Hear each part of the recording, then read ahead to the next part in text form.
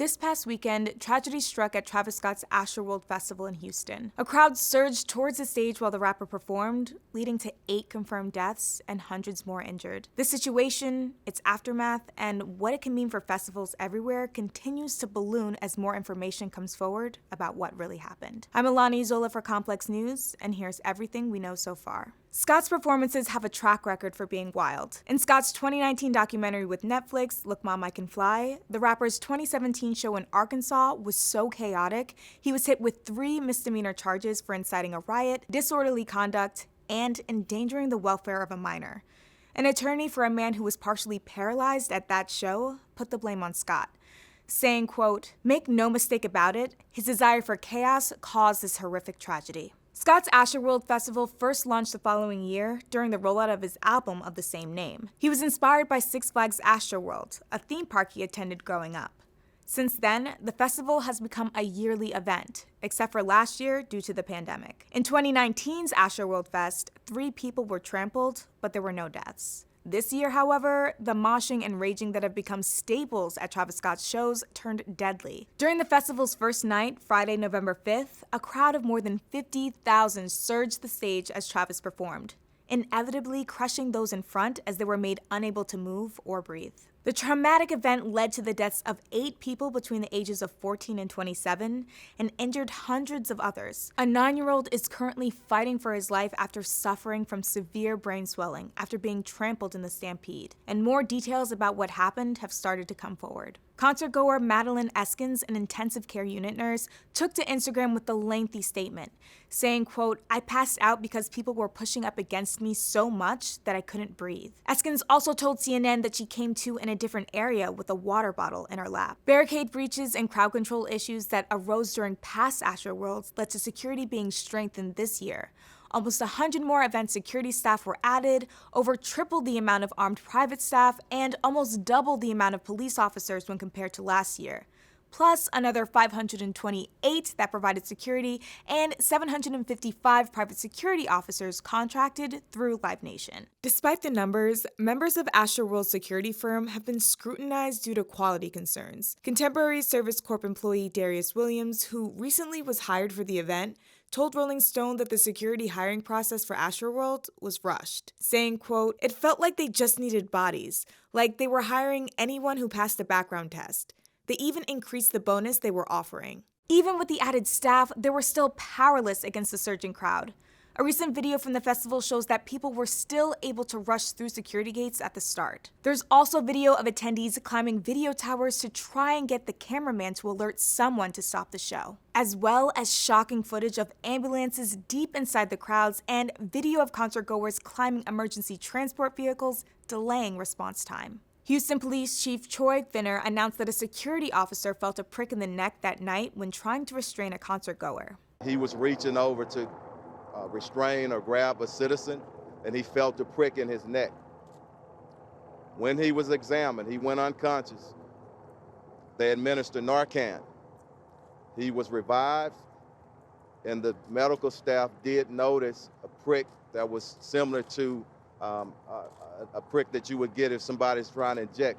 Scott was captured appearing to see this unfold in real time on stage, seemingly not realizing what was happening and continuing as people yelled for him to stop. He kept on performing as emergency personnel were helping the injured. At one point, though, he did stop the show for a bit to make personnel aware that someone had passed out. Somebody help him, somebody passed out right here. He passed out? God. Somebody passed out right here. Hold on, don't touch him, don't touch him. After seemingly ignoring what was going on stage, Scott took to social media to speak out about the situation and posted this on his Instagram story.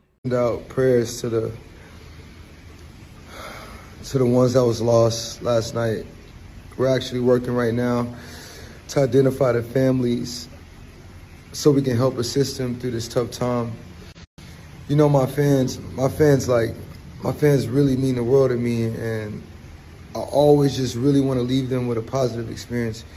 And anytime I can make out, anything that's going on, I stop the show and, help them get the help they need, I could just never imagine the severity of the situation. We've been working closely we've been working closely with everyone to just try to get to the bottom of this. The City of Houston, HPD, Fire Department, everyone help us figure this out. So if you have any information, please just contact your local authorities. Everybody continue to just keep your prayers.